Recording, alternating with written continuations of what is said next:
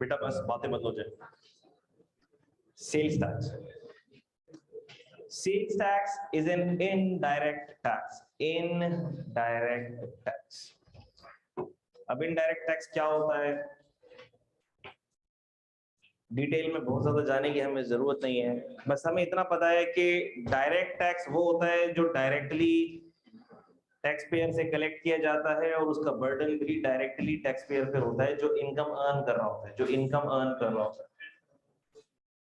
ठीक है भाई, लेकिन इनडायरेक्ट टैक्स कौन सा होता है, बर्डन कंज्यूमर पर है लेकिन टैक्स पे गवर्नमेंट को कोई और कर रहा होगा। बर्डन किस पर है, कंज्यूमर पर। बस इतना काफी जानना। अच्छा, सेल्स टैक्स के अंदर एक चीज जानना सबसे इंपॉर्टेंट है जो भी हमने बात की, कि सेल्स टैक्स का बर्डन होता है एंड कंज्यूमर पर। सेल्स टैक्स का बर्डन किस पे होता है, एंड कंज्यूमर। पूरी सप्लाई चेन में पासिंग द पिलो की तरह सेल टैक्स का इंपैक्ट हर सप्लाई चेन मेंबर अपने पांव से फुटबॉल की तरह किक करेगा। सिंपल, पूरी सप्लाई चेन में हर सप्लाई चेन मेंबर फुटबॉल की तरह सेल टैक्स का इंपैक्ट किक करेगा। तो किक होते होते होते होते किधर तक पहुंच जाएगा, एंड कंज्यूमर तक पहुंच जाएगा। क्या बातें समझ आती हैं? बस यही सेल टैक्स की समझ थी, और क्या और था क्या सेल टैक्स, मुझे मुश्किल लग रहा था आप लोगों को। ये भाई ये इतना ही टेक्निकल है सेल टैक्स, और क्या। अच्छा भाई रुक तो जाओ, सेल्स टैक्स क्या होगा, अच्छा पेन है।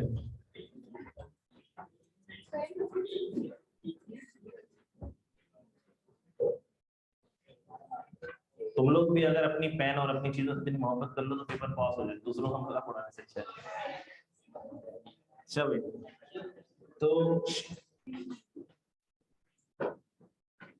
इंपोर्टर ने इंपोर्ट किया कुछ ना कुछ सेल कर दिया, wholesaler, dealer, distributor of raw material, उसने सेल कर दिया मैन्युफैक्चरर ऑफ फिनिश गुड्स को, इसने बेचा wholesaler, dealer, distributor of finish goods को, इसने बेचा रिटेलर को, जिसने बेचा बेचारे मासूम मजलूम से एंड कंज्यूमर को। इंपोर्टर ने इंपोर्ट किया, इंपोर्ट प्राइस थी, परचेज प्राइस थी, मिसाल के तौर पर 1000 रुपए की। अगर अज्यूम कर लो कि ये कमर्शियल इंपोर्टर है, तो कमर्शियल इंपोर्टर में सिर्फ एक बात याद रखने की होती है, वो क्या याद रखने की होती है कि इनपुट के ऊपर वो देगा 20, आउटपुट चार्ज करेगा 17। That's it. इससे ज्यादा अभी आपके दिमागों पर बोझ डालने की कोई जरूरत नहीं आप लोगों को, ठीक है। यानी कि सर इनपुट टैक्स कितना पे कर रहा होगा, 17% प्लस 3%। बोलो इसका कितना, 200। अच्छा, फिर आगे करेगा ये सेल प्राइस अगर इसने रखी 1100 रुपए की, आउटपुट टैक्स चार्ज करेगा कितना।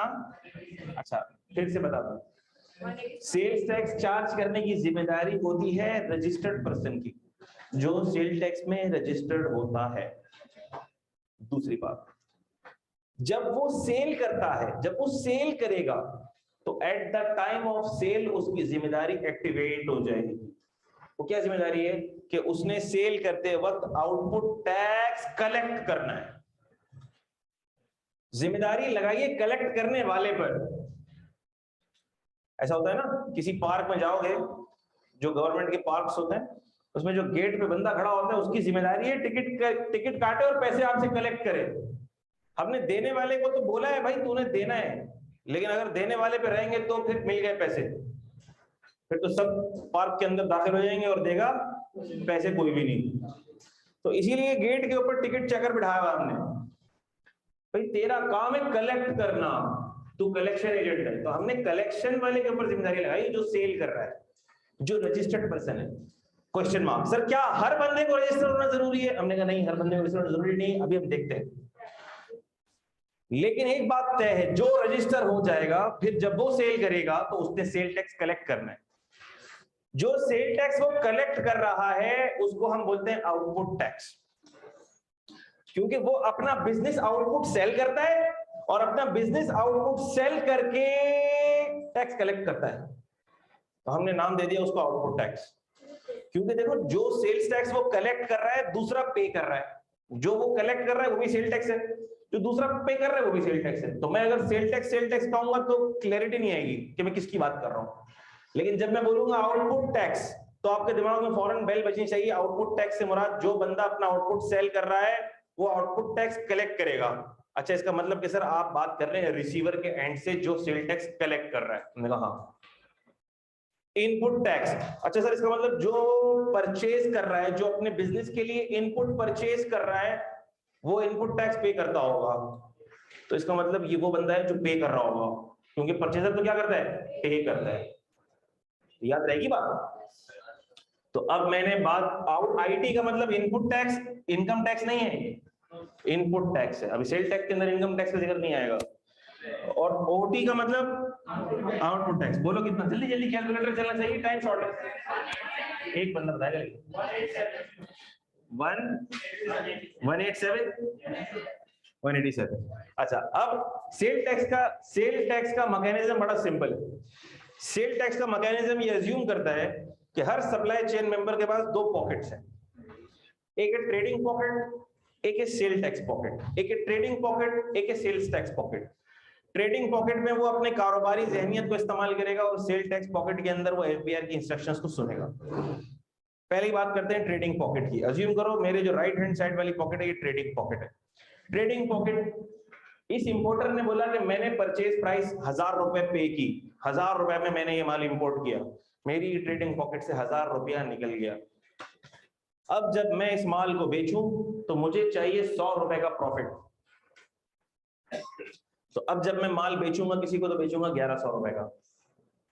1000 रुपए निकले थे, माल बेचने पे 1100 वापिस आ गए, तो मेरी इस ट्रेडिंग पॉकेट में 100 रुपए प्लस प्रॉफिट पे खड़ा हूं मैं। ऐसा ही है। अब आओ दूसरी पॉकेट पे। लेकिन वो बेचारा आगे रुदात सुनाने लगा। क्या रुदात सुनाने लगा? उसने कहा देखो भैया मैं इंपोर्ट करने लगा, जैसे इंपोर्ट करने गया मुझसे इंपोर्ट अथॉरिटीज ने, कस्टम अथॉरिटी ने सेल टैक्स भी ले लिया। हमने कहा गम ना करो, इस पॉकेट को अलग रखो। सेल टैक्स लिया है तो तुम्हारी इस पॉकेट से निकला है। कितना निकला? 200 निकला। हमने कहा अब जब तुम बेचो तो 17% चार्ज कर लेना सामने वाले से। जिसको तुम बेचो अपनी सेल वैल्यू का 17% चार्ज कर लेना। ठीक है? तो उसने कहा ठीक है सर मैंने कर लिया, 17% चार्ज कर लिया। कितना आया? 187। तो हमने कहा आपने कम ट्रेडिंग प्रॉफिट रखा है, इसको रखो 1200 रखो। 202 204।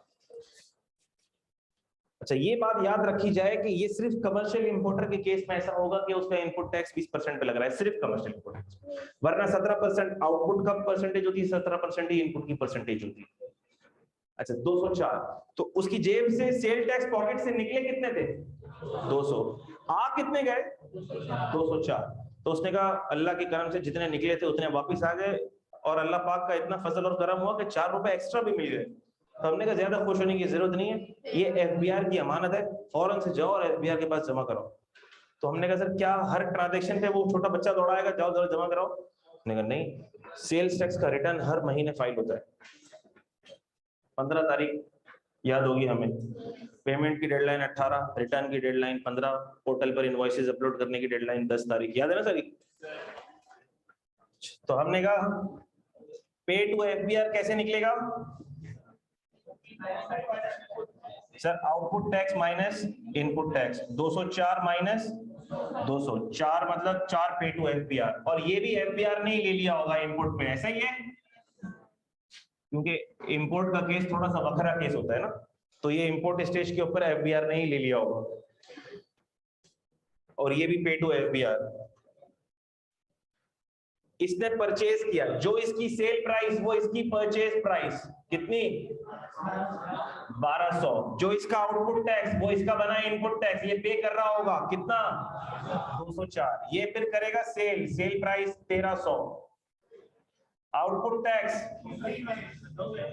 221, पे टू एफबीआर ट्रेडिंग पॉकेट से निकले 1200 आ गए 1300, 100 का प्रॉफिट। सेल टैक्स पॉकेट से निकले 204 आ गए 221, 204 मैंने अपने पास रख लिए, 17 रुपए एफबीआर की अमानत थी उसको दे दी। इधर आए परचेज प्राइस कितनी बेटा 1300, लेकिन सर अब साथ में अच्छा इनपुट टैक्स भी पे किया कितना 221 रुपए सर, लेकिन अब हमने कुछ इस पे मैन्युफैक्चरिंग एक्सपेंसेस इनकर कर लिए, अज्यूम कर लो 500 रुपए के, और हमने 200 रुपए का प्रॉफिट मार्जिन भी कमाना है, तो 500 और 700 तो 1300 के कितने बन गए सेलिंग प्राइस 2000, आउटपुट टैक्स कितना 340, और पीटीएफ कैसे निकलेगा 340 माइनस 221 119, पे टू एफबीआर इसकी परचेज प्राइस बनी 2000, इसका इनपुट टैक्स बना 340, इसकी सेल प्राइस आप रख लें 2200, आउटपुट टैक्स बताओ 374, पे टू एफबीआर बन गया 374 माइनस 340 34 का, इसने परचेज किया 2200, इनपुट टैक्स बना 374, सेल प्राइस है इसकी, इसने रखा 2400 कर लो चलो, और आउटपुट टैक्स 408, पे टू एफबीआर 408 माइनस 374 34, ये पे टू एफबीआर, और सर इस बेचारे के ऊपर पूरा बर्डन आ गया, इसकी परचेज प्राइस भी होगी 2400, और सेल्स टैक्स का बर्डन पूरा पासिंग द पिलो की तरह इसके ऊपर आ गया 408 रुपए का, और इस बेचारे ने पूरा बर्डन बेयर कर लिया। हुआ क्या, पूरी सप्लाई चेन ने इस बर्डन को पास ऑन कर दिया। ना सिर्फ पास ऑन किया, ये ऐसा ही है कि एक बॉल है, मैं बॉल को रोल कर रहा हूं, सारे लोग खड़े हुए इस लाइन के अंदर, ना सिर्फ मैं बॉल को रोल कर रहा हूं बल्कि हर बंदा और ताकत से रोल कर रहा है, उसको अपने हिस्से की ताकत भी लगा रहा है, अपने हिस्से की वैल्यू एडिशन भी लगा रहा है, तो ना सिर्फ बॉल रोल हो रही है बल्कि ताकत से रोल हो रही है। देखो शुरू में सिर्फ कितना था 200 का सेल्स टैक्स, कस्टमर तक पहुंचते पहुंचते कितना हो गया 408 हो गया। तो आपने कहा सर सेल्स टैक्स की मिसाल भी बड़ी आसान है सर, ऐसा ही ना, चुटकी बजाते समझ आ जाती है। चलो तो ये है मैकेनिज्म सेल्स टैक्स का। अब इसी मैकेनिज्म के ऊपर कॉन्सेप्ट्स बिल्ड कर लेते हैं, कॉन्सेप्ट को जरा रिकैप कर लेते हैं, समरी खोल लो फिर इसी बात पे।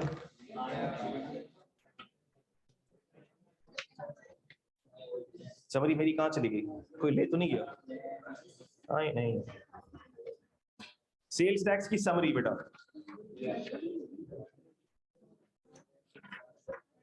बेसिक कॉन्सेप्ट्स, अच्छा अभी सारी की सारी चीजें आपको आती हैं सारी, ठीक है।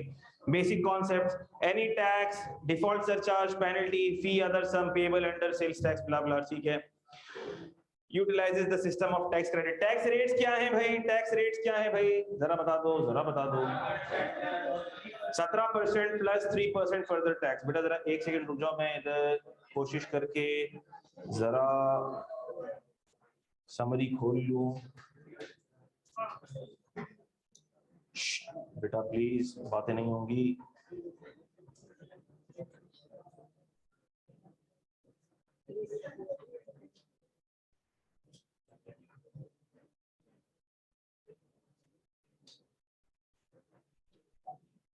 चलो टैक्स रेट्स 17%, 3% का।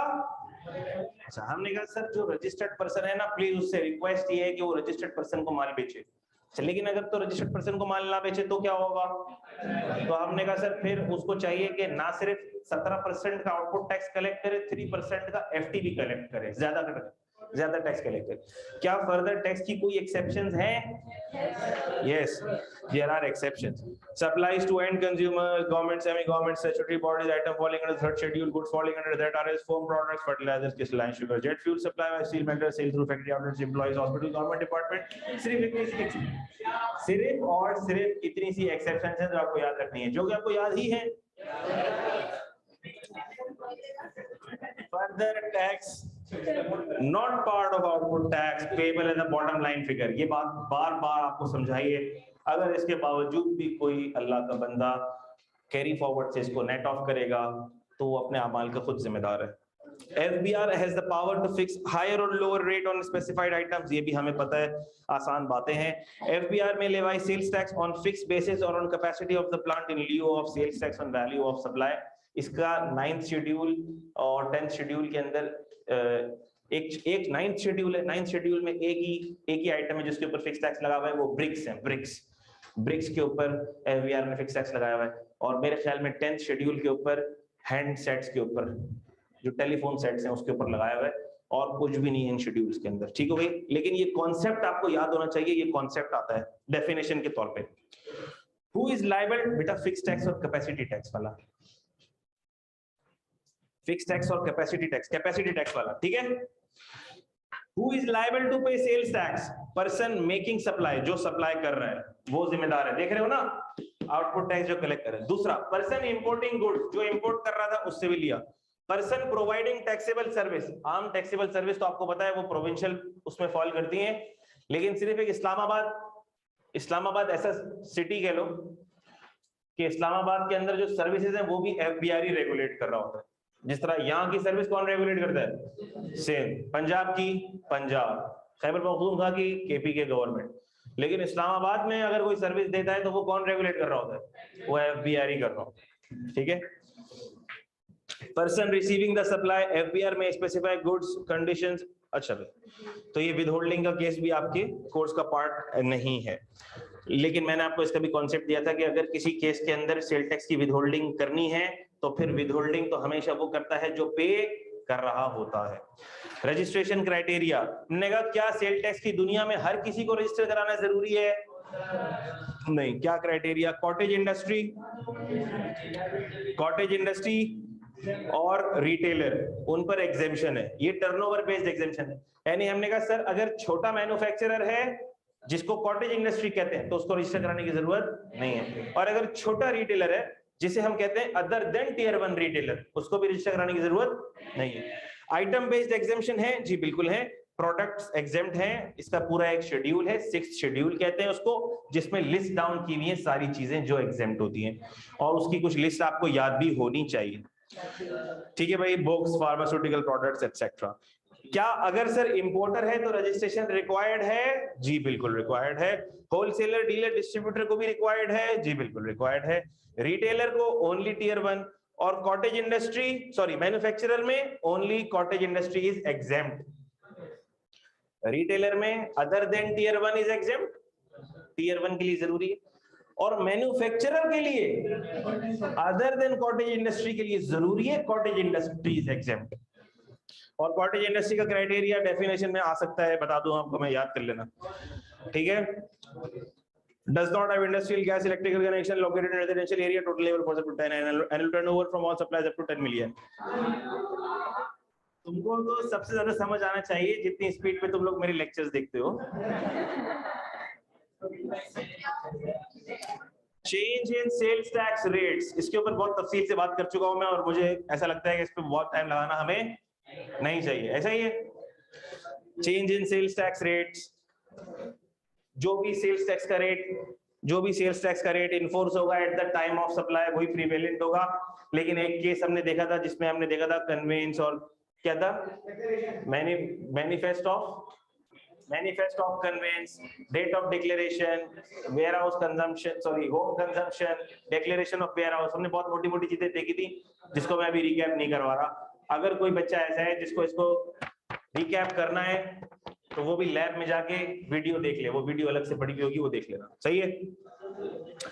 जीरो रेटेड सप्लाईज, सर ये कौन सी सप्लाईज होती हैं? ये 5th शेड्यूल में आने वाली सप्लाईज होती हैं। बेटा प्लीज, 5th शेड्यूल की सप्लाईज है बेटा, ये 5th शेड्यूल की।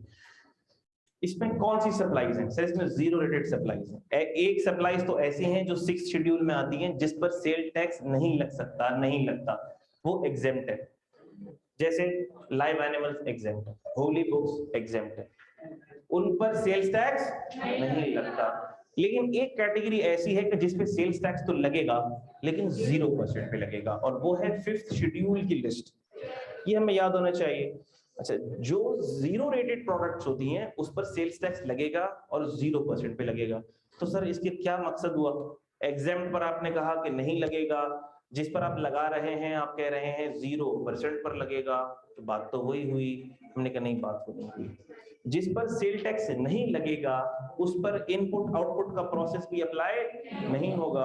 जिस पे सेल टैक्स लगेगा 0% पर, उस पर इनपुट आउटपुट एडजस्टमेंट का प्रोसेस एक्टिवेट होगा, वैलिडेट होगा, और सारा इनपुट टैक्स रिफंड हो जाएगा। तो उसको जल्दी से रिकैप कर लेते हैं। Output tax will be chargeable at 0%, input tax suffered on purchases is refundable. ये बहुत इंपॉर्टेंट बात है। सेल टैक्स का सवाल बच्चे कर लेते हैं और आखिर में जो रिफंडेबल अगेंस्ट ZRS है वो लिखना भूल जाते हैं, तो उनके मार्क्स कट जाएंगे बेटा। Exports will fall under this category. Tax invoice raise होगी किस रेट पे? 0% पे। सेल टैक्स रजिस्ट्रेशन भी रिक्वायर्ड है। Other key items included in ZRS, supply of raw material for further manufacture of goods in EPZ, हमें पता है, supply to duty free shop, supply of stores and provisions to international flights, supply to diplomats, diplomatic missions and privileged person, export of exempt goods by a manufacturer। इसकी exceptions क्या हैं? ये paper में बहुत दफा आ चुका है exceptions, ये आपको याद होना चाहिए, ये मैं बता चुका हूँ। Exports to any country notified by federal government, export intended to be re-imported in Pakistan and have been entered for export under section 131 of Customs Act but are not exported। ये 3 मार्क का सवाल कई दफा हो चुका है। Refund of input tax on zero rated, क्या तरीका है, कितने दिन में होता है, थियोरेटिकल एस्पेक्ट है, पढ़ लेना। अदर उसके बाद जो इंपॉर्टेंट बात है वो है एग्जेम्प्ट सप्लाईज। अच्छा सर, एग्जेम्प्ट सप्लाईज में मसला आ गया है। क्या मसला आ गया है? सर आपने कह दिया सप्लाई तो एग्जेम्प्ट है, यानी कि जो बंदा भी उस सप्लाई में डील कर रहा है उसको रजिस्टर करवाने की जरूरत नहीं है, उसको रजिस्टर करवाने की जरूरत नहीं है। लेकिन सर एक बात, आपने कहा उसको रजिस्टर कराने की जरूरत नहीं है, वो नहीं करा रहा रजिस्टर और वो सेल टैक्स चार्ज भी नहीं करता। लेकिन ऐसा हो सकता है ना कि उसने प्रोडक्ट बनाने में जो इनपुट्स यूज किए उन पे सेल टैक्स पे किया हो, उसकी सेल टैक्स पॉकेट पे से सेल टैक्स निकल गया हो।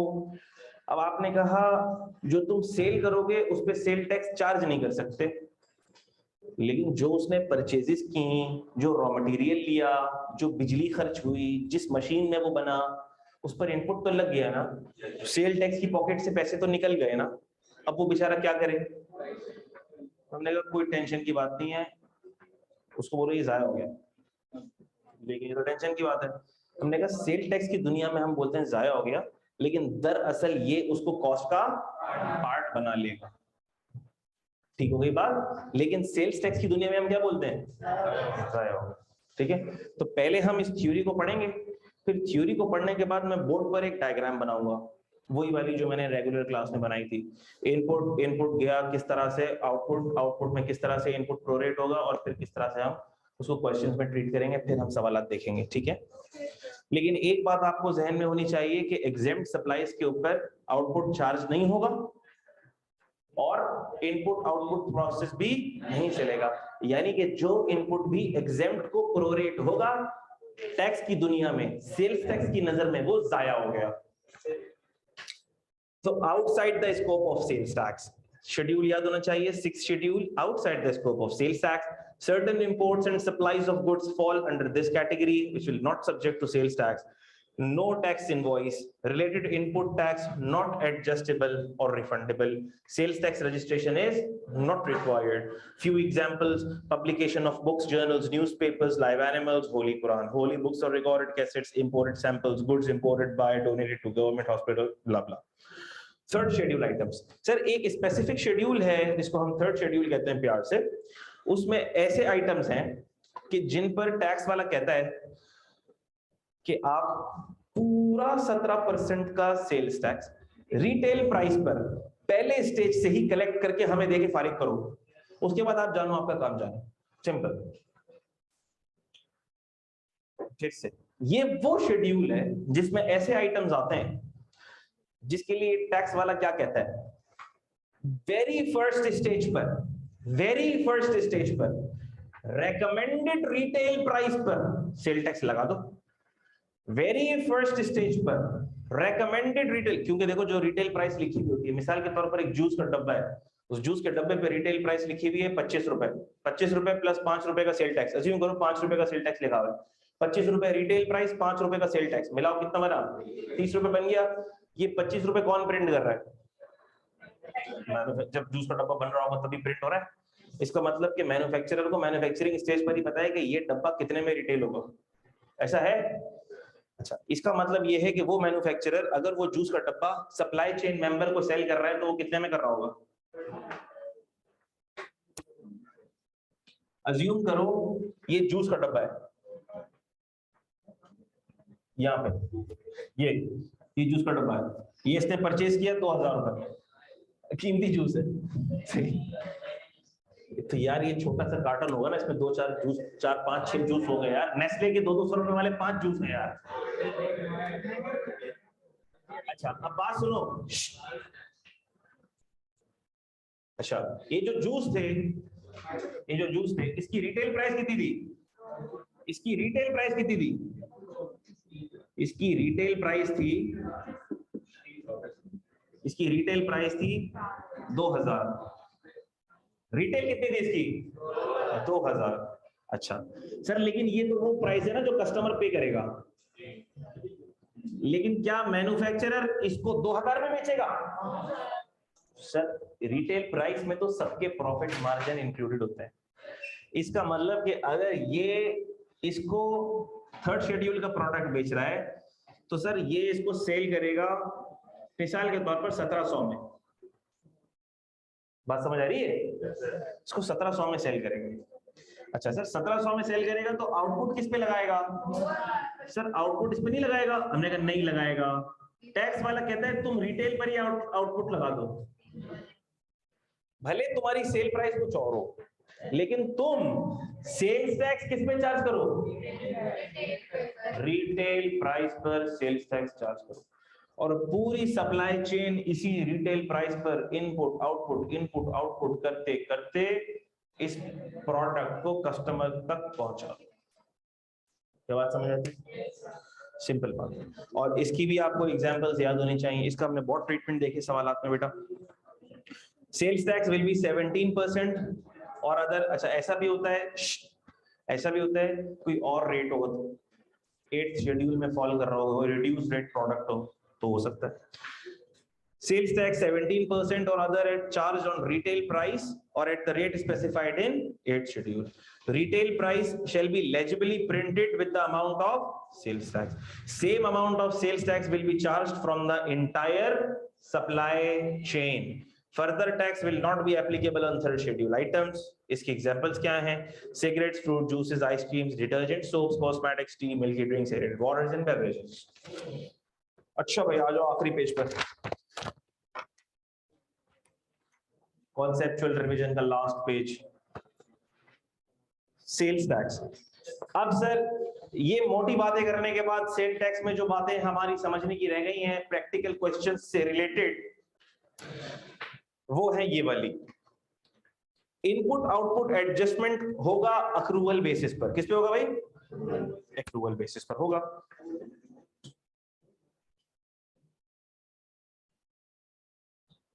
क्या हो गया बेटा, क्यों परेशान हो? चू चू क्यों कर रहे हो तुम लोग? बेटा ऑनलाइन वाले बच्चों को तो आवाज आ ही रही है।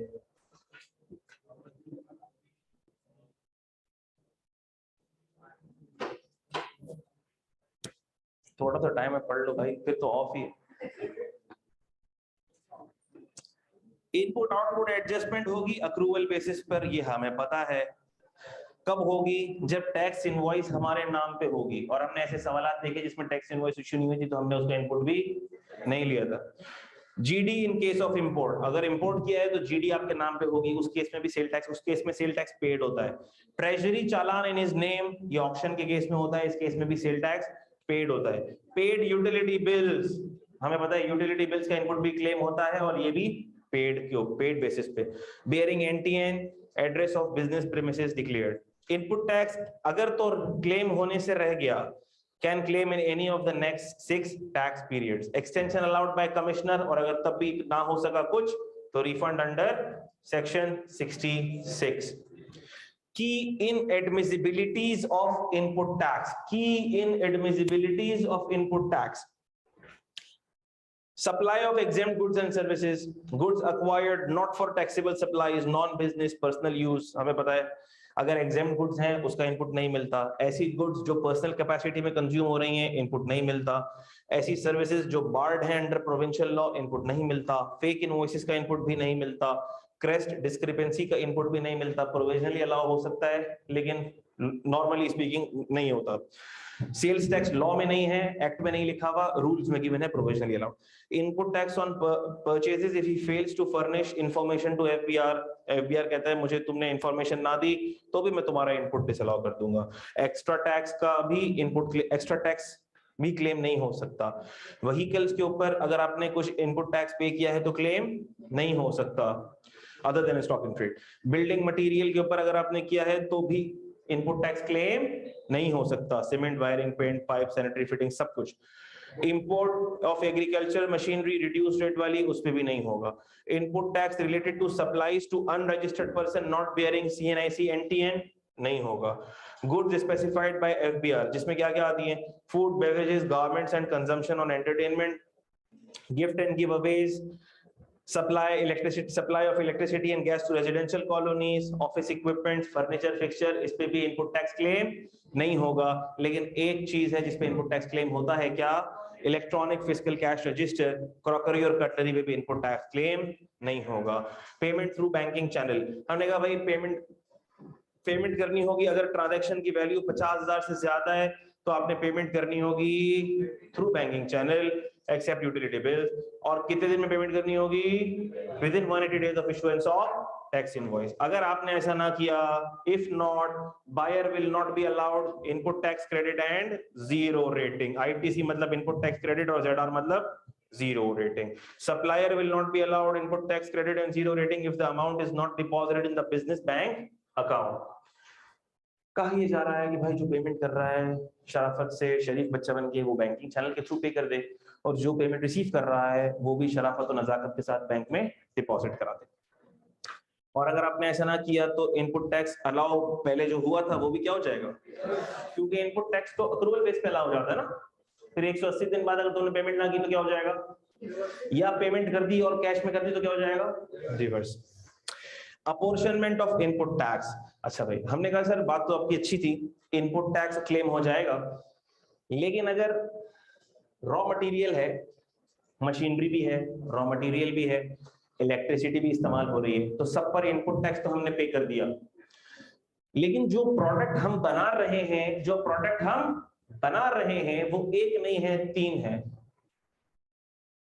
एग्जेम्प्ट भी बना रहे हैं, जीरो रेटेड भी बना रहे हैं, और लोकल टैक्सेबल सप्लाई भी बना रहे हैं, तीनों बना रहे हैं।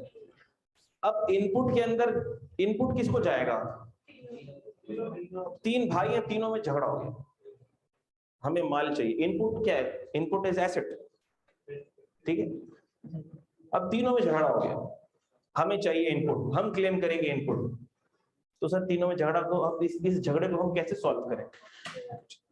आप ये देखें तीनों का वैल्यू ऑफ सप्लाई क्या है, उस महीने का वैल्यू ऑफ सप्लाई क्या है, और वैल्यू ऑफ सप्लाई के बेसिस पर इनपुट को प्रोरेट कर दें, खत्म। ठीक हो गई बात। और इसके अलावा कोई तरीका ना मैंने बताया है ना लॉ में है, ठीक है भाई।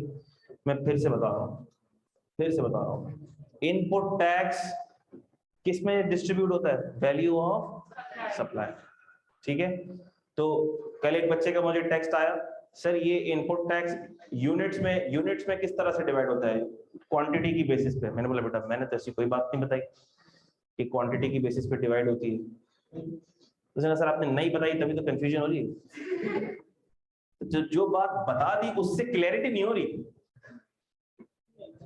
मिसाल के तौर पर मैंने ये बता दिया मेरा नाम मुनीर है, सर आपका नाम अजहर तो नहीं है?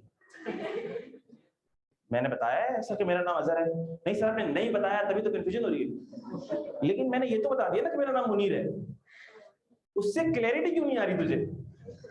देखो आप अगर आप कंफ्यूज होना चाहोगे ना तो दुनिया की कोई ताकत आपकी कॉन्सेप्ट को क्लियर नहीं कर सकती। ओवर कंफ्यूज ना हो जाओ। मतलब कभी कभार ऐसा होता है मैं इतना पूछता हूँ बच्चे से, कोई सवाल पूछो पूछो पूछो, नहीं भी बनता होता ना फिर कोई बेवकूफ वाला सवाल पूछ लेते कोई। अगर समझ आ गया ना, if it's clear then keep things simple, don't try to overcomplicate it. Input tax divide होगा वैल्यू ऑफ सप्लाई में। वैल्यू ऑफ सप्लाई बोलते हैं सेल वैल्यू को, क्वांटिटी से कोई ताल्लुक नहीं है इसका। बात समझ आती है? एक पीस बिका, एक पीस एक्सपोर्ट हुआ, लेकिन उस एक पीस की वैल्यू ऑफ सप्लाई थी 2 करोड़, तो वैल्यू ऑफ सप्लाई में जाएगा 2 करोड़, क्वांटिटी 1 नहीं देखी जाएगी। मैंने ऐसा कभी कुछ नहीं बताया ना, ऐसा कहीं लॉ में लिखा है। क्या बात समझ आती है? अच्छा भाई, की कहां था भाई मैं? Apportionment of input tax. तो रेजिजुअल इनपुट टैक्स किसको बोलते हैं? रेजिजुअल इनपुट टैक्स बोलते हैं कॉमन इनपुट टैक्स को। कॉमन इनपुट टैक्स को कॉमन इनपुट टैक्स। और कैसे निकलता है? खैर फॉर्मूला तो रेफरेंस के लिए गिवन है, लेकिन आपको पता है कि मैथमेटिकली वैल्यू ऑफ सप्लाई पे आप लोग कैसे प्रोपोर्शन करते हैं।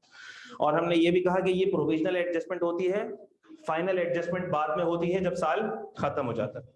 Debit credit note and destruction of goods. Sir क्या डेबिट क्रेडिट नोट हो सकता है? हमने कहा हो सकता है, तबीयत से हो सकता है, और पेपर में तो तबीयत से होता है। Due to return, change in the nature, value of supply, cancellation. कितने दिन में हो सकता है? सर ये हो सकता है 180 डेज में। शाबाश। अच्छा आप देखो, जो मैंने शॉर्ट फॉर्म्स लिखे हैं वो मैं बता सकता हूँ। टीएल का मतलब है time limit. Time limit is not applicable in case of increase in liability. Particulars: name, NTN, invoice, goods value, reason, signature, etc. मोटी मोटी बातें मैंने लिखी है, बाकी etc. ठीक है। Both parties D and CN, एक पार्टी अगर डेबिट नोट दे रही तो दूसरी क्रेडिट नोट देगी, मैचिंग होगी, मैचिंग इन रिटर्न। और अगर क्रेस्ट डिस्क्रिपेंसी आएगी तो यहाँ पर भी वो प्रोविजनली अलाउड का सीन होता है, लेकिन हम प्रैक्टिकल क्वेश्चन के लिए उसको डिसअलाउड ही ट्रीट करते हैं। Goods need to be destroyed, important adjustment है, अक्सर आती है। अगर सर ऐसे गुड्स हैं जो, क्या बेटा, goods return on account of being unfit for consumption, तो हमने कहा उसको आप under the supervision of sales tax department destroy करें, और जो इनपुट टैक्स अलाउ हुआ था वो भी रिवर्स होगा। सर क्या इनपुट टैक्स पे रिस्ट्रिक्शन है? जी, पूरा इनपुट टैक्स लेस नहीं होगा, लेकिन इधर ब्रैकेट में लिख दो not in case of a listed company. याद है ना, मैंने छोटी सी करेक्शन कराई थी, not in case of a listed company. ये इस अटेम्प्ट की, खैर आपके पेपर में वैसे भी लिस्टेड कंपनी के सवाल के आने का कोई चांस है नहीं, लेकिन पता होना चाहिए इस फाइनेंस एक्ट में 90% वाली रिस्ट्रिक्शन लिस्टेड कंपनी में से हटा दी गई। तो ब्रैकेट में लिख लो not in case of a listed company. Actual input tax या 90% of output tax, whichever is lower, remaining input tax will be carried forward. Input tax on FA is unrestricted. अच्छा एक और बात भी लिख लो कि यही लिमिट टीयर 1 रिटेलर के लिए मैंने लिखवाई थी, 95% होती है। टीयर 1 रिटेलर के लिए 95 होती है। वो भी सवाल आपके पेपर में नहीं आएगा, लेकिन नॉलेज के लिए बता रहा हूं। की एक्सेप्शंस, ये की एक्सेप्शंस की लिस्ट आपको याद होनी चाहिए, पेपर में आ सकती है। Oil marketing companies, petroleum refineries, PSM पता नहीं क्या है, देख लेना। Fertilizer manufacturer, distributors, commercial importers, where 3% value addition imports 50% of all taxable purchases in a tax period. Person making ZRS, where ZRS is greater than 50% of value of all taxable supplies during the period. Person other than manufacturer supplying third schedule item where sales tax paid on retail price, where third schedule supplies is greater than 80% of the value of all taxable supplies during the tax period, etc. वैसे etc पर कुछ है नहीं, सारे लिख दिए मैंने, ठीक है। Purchase of stocks before registration, बहुत इंपॉर्टेंट है, बहुत इंपॉर्टेंट है। सर अगर किसी ने स्टॉक परचेज कर लिया है, रजिस्टर नहीं है बेचारा, 2 करोड़ रुपए का स्टॉक ले लिया है, और अब सर पे हाथ रख के रो रहा है, काश मैं रजिस्टर होता, काश मैं रजिस्टर होता, क्या अब मेरे पास कोई रास्ता है खुदकुशी के अलावा? हमने कहा टेंशन नहीं लो, आप अप्लाई करो रजिस्ट्रेशन के लिए विद इन 30 डेज, और जैसे ही रजिस्ट्रेशन आपको अलाउ हो जाती है तो जितना भी अनसोल्ड वेरीफाइबल स्टॉक आपके पास पड़ा होगा उसका इनपुट क्लेम कर लेना। And this period is 90 days in case of imports। और हमने कहा supply of parts free of cost under warranty is not an additional supply। Original product value already includes value of potential replacement parts। Sales tax की सारी मोटी मोटी बातें खत्म हुई। एक सप्लाई वाला कॉन्सेप्ट जिसके अंदर मैं बता दूं कि परचेज आइटम को अगर आपने कंज्यूम कर लिया है, या बिजनेस कंजम्पशन है, या इन हाउस कंजम्पशन है, या personal use, is not a supply, लेकिन अगर आपने मैन्युफैक्चर्ड आइटम को इन हाउस कंजम्पशन में इस्तेमाल कर लिया है तो दो केस होते हैं। फाइनल प्रोडक्ट टैक्सेबल है तो इन हाउस कंजम्पशन एग्जेम्प्ट, और अगर फाइनल प्रोडक्ट एग्जेम्प्ट है तो in house consumption taxable, supply हो जाएगी और टैक्सेबल हो जाएगी। और अगर प्राइवेट यूज है और मैन्युफैक्चर्ड आइटम है is a supply, yes taxable होगी। ठीक हो गई बात? सो दिस इज इट, मोटी मोटी सारी बातें सेल टैक्स की कवर कर ली हैं। अब बाकी जो थ्योरी है, registration requirement, return filing requirement, अला बला फला, वो तो माशाल्लाह आप सब याद करके बैठे हुए हैं, चैंपियन लोग हैं सब। ये बात मुझे पसंद है, आप लोगों की तैयारी पूरी आप लोगों की। अच्छा, तो अब 1:30 बजे हम ब्रेक लेंगे। कितने बजे? 1:30 बजे ब्रेक लेंगे। 10 मिनट के अंदर मैं वो कॉन्सेप्ट समझाऊंगा अपोर्शनमेंट वाला, ठीक है? रेसिजुअल भले आता है, कोई बात नहीं आता है ना, तो उसको थोड़ा सा और रिकैप कर लें, क्या ख्याल है? अच्छा हो जाएगा। वैसे भी बाकी सब भी तो आता था। बिजनेस इनकम कौन सा सवाल टिक कर लिया आप लोगों ने? कौन सा सवाल टिक किया? गलती तो किया, और आता था। हाँ, तो मैं जरा रिकैप कर लूं 10 मिनट में, फिर हम ब्रेक लेंगे। ब्रेक के बाद आएंगे सेल टैक्स के 3 सवाल के बाद अल्लाह के हवाले इंशाल्लाह। ठीक है? दुख हो रहा है? इंशाल्लाह पास हो गए तो बहुत खुशी होगी इंशाल्लाह। फिर मुलाकात होगी इंशाल्लाह सीए फाइनल में। टैक्स में आप लोगों से क्यों टेंशन लेते हैं? बस जल्दी से सीए फाइनल में आ जाओ।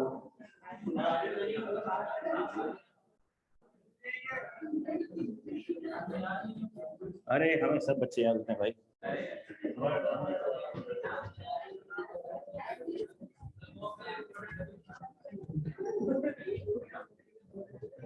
बेटा इंपॉर्टेंट की बात सुनो, देखो प्रैक्टिकल क्वेश्चन के लिए तो कोई चीज भी इंपॉर्टेंट नहीं होती है, सही है?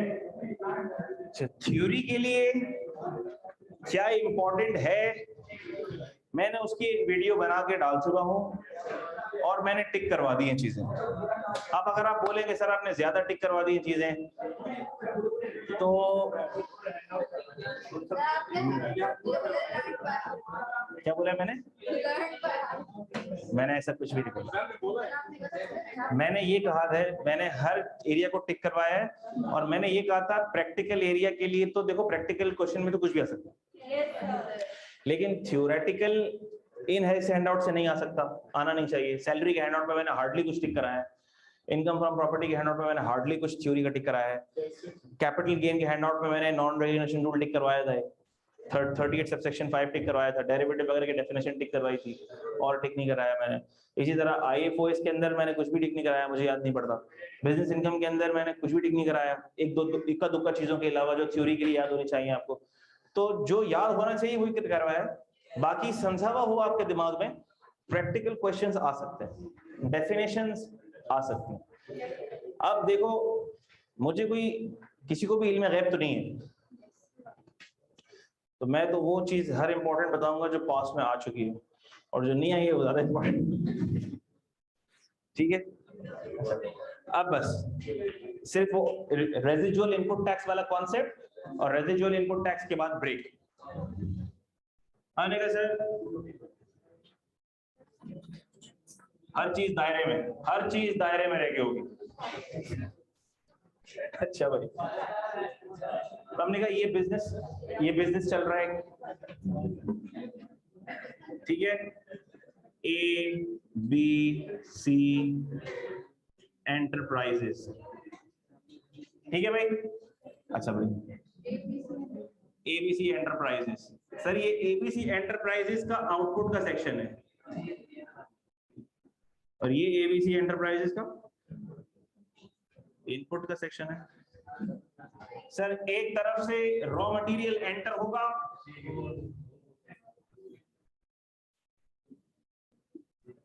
और इस तरफ से क्या निकलेंगे भाई, फिनिश गुड्स, बन के निकलेंगे जबरदस्त तरीके से।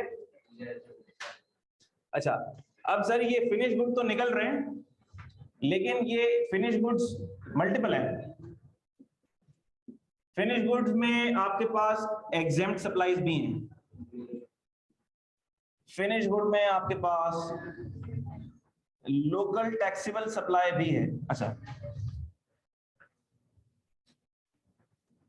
फिनिश गुड में आपके पास टैक्सेबल सप्लाईज भी हैं।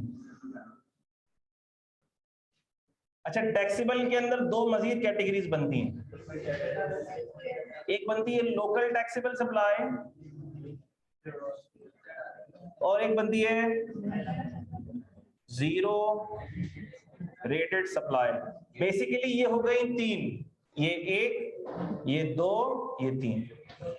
लेकिन अगर मैं कहूं टैक्सेबल, तो टैक्सेबल में ये दोनों आएंगी।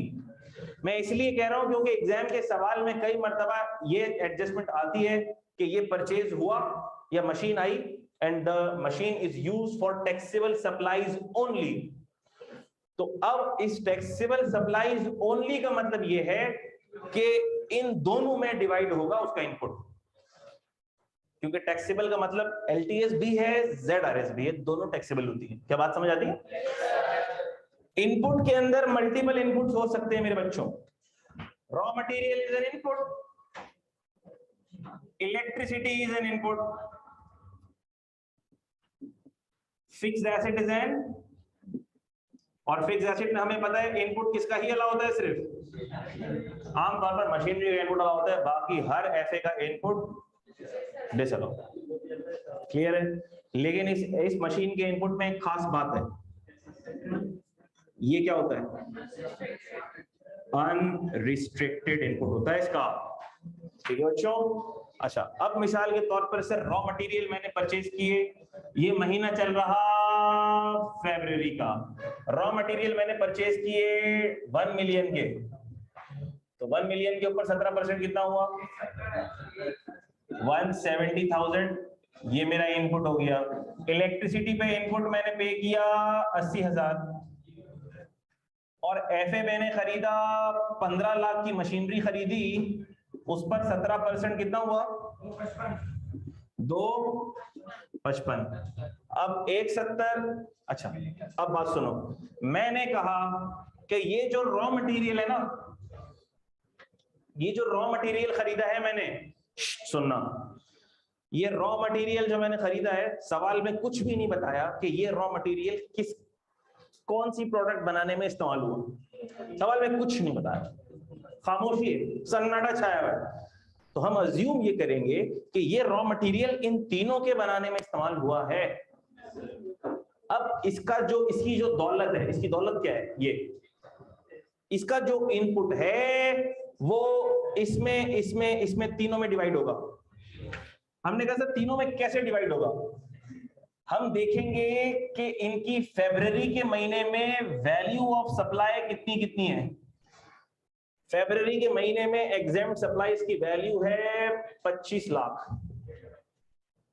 लोकल टैक्सेबल की है 28 लाख और ZRS की है 13 लाख।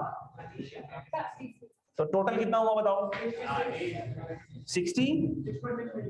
66 लाख।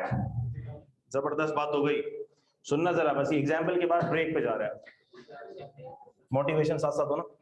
अच्छा, हमने कहा sir input of raw material, input of raw material कितना है, ये जायदाद कितनी है, 170,000। ये जायदाद इन तीनों में बटेगी, बांटो। 64394 72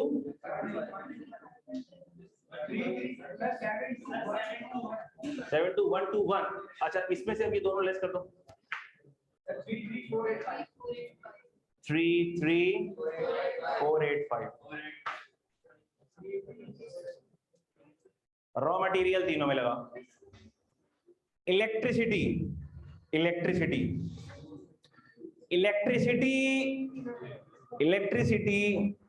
is utilized for taxable supplies only.